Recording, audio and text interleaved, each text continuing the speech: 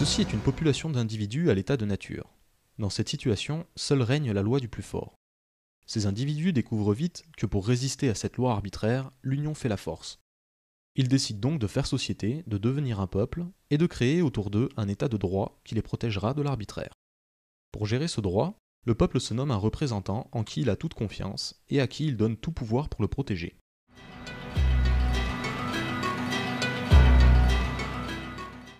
Et effectivement, ce représentant mène à bien sa mission. Mais comme il n'y a aucun contre-pouvoir à lui opposer, il finit par abuser de son pouvoir et produire un droit de plus en plus injuste.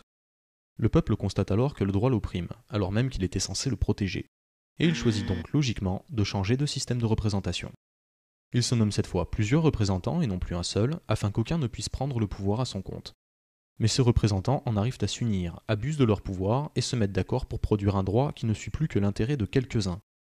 Le peuple constate à nouveau que le droit, tel qu'il est géré, est en fait injuste, et rejette cette fois les représentants. Il en nomme d'autres, et l'injustice se reproduit. Encore, et encore, et encore, jusqu'au moment où le peuple décide que c'en est trop. Pour comprendre ce mécanisme, il faut se pencher sur ce qu'est exactement la gestion du droit.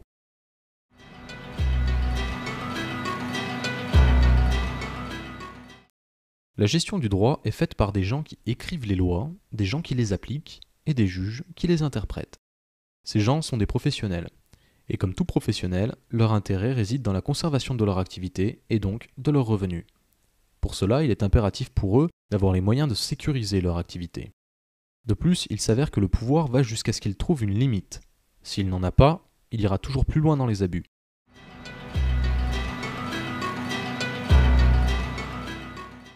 La question se pose alors, comment rendre le droit juste ?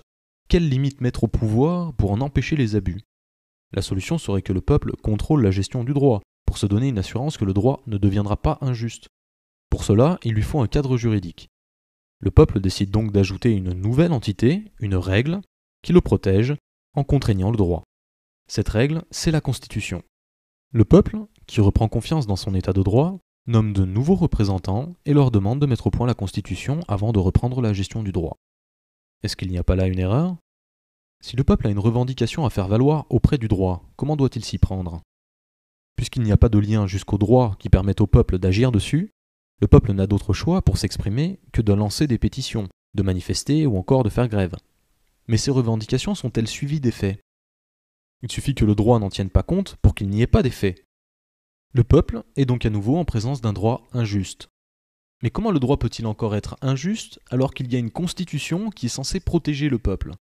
Et d'où vient cette impuissance que ressent le peuple vis-à-vis de ces combats qu'il mène et qui sont inefficaces ? Toute cette construction semble déséquilibrée. Le peuple est impuissant et la gestion du droit fonctionne en circuit fermé, comme si la Constitution même n'existait pas.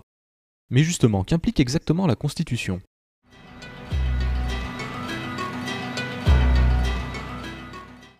La Constitution est là pour protéger le peuple des abus de pouvoir et de l'injustice du droit.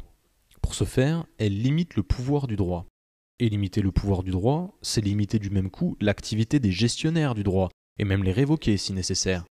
Or, l'intérêt de ces gestionnaires est justement de protéger leur activité. On constate ainsi qu'il y a divergence entre l'intérêt du peuple d'une part et l'intérêt de ses représentants d'autre part.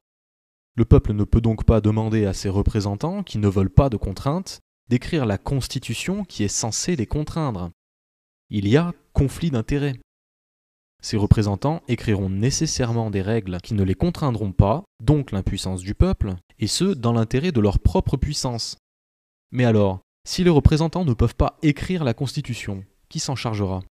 Qui est à même d'écrire la Constitution conformément à l'intérêt du peuple ? Qui serait assez désintéressé du pouvoir pour lui écrire des règles ? Qui n'aurait pas la volonté de gouverner ? Essayons sous un autre angle. Qui d'autre que le peuple a intérêt à ce que la Constitution soit efficace ?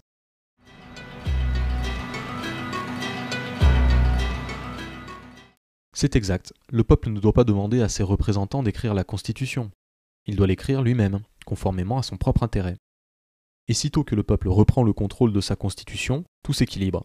Le droit régit le peuple, c'est ce qui était convenu, la Constitution contraint le droit, et le peuple maîtrise la Constitution.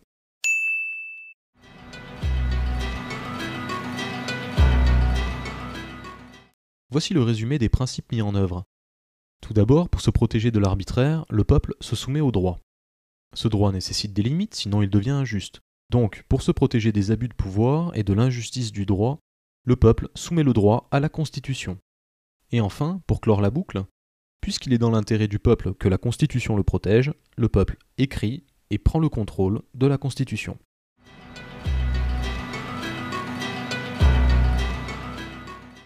À vous qui m'écoutez, on a certainement appris, comme à moi d'ailleurs, que la Constitution c'était l'organisation des pouvoirs. C'est leur séparation, le choix des modes de scrutin, l'effet des scrutins sur le pouvoir, quel type de scrutin pour quel type d'élection, etc. Que sais-je encore. Et en effet, elle est tout ça, ne vous y trompez pas, c'est aussi sa fonction. Mais ce que l'on aurait dû vous apprendre, et ce qu'on aurait dû m'apprendre à moi aussi, c'est sa raison d'être. Et sa raison d'être, ce n'est pas simplement l'organisation des pouvoirs, c'est surtout la limitation de l'exercice du pouvoir, je dirais même le contrôle de l'exercice du pouvoir, afin de garantir la protection du peuple contre les abus de pouvoir, et afin surtout d'assurer au peuple que sa souveraineté ne sera jamais bafouée. Alors rappelez-vous, c'est très important, c'est au peuple qu'il appartient d'écrire la Constitution, et ce en toutes circonstances. Car elle n'est pas seulement ce que les professionnels veulent qu'elle soit, c'est-à-dire l'organisation du pouvoir, elle est surtout la protection du peuple contre les abus du pouvoir.